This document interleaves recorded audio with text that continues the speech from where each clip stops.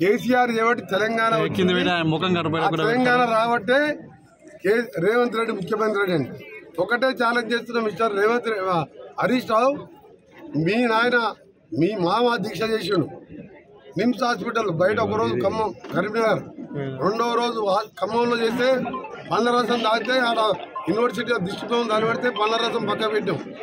తర్వాత ఉస్మానియాకి వచ్చి ఉప్మా తినుకుంటా విటమిన్ తినుకుంటా చేస్తున్నట్టు నా దగ్గర సర్టిఫికెట్స్ ఉన్నాయి. ఆ డాక్టర్లు ట్రీట్మెంట్ చేసిన సర్టిఫికెట్స్ ఉన్నాయి.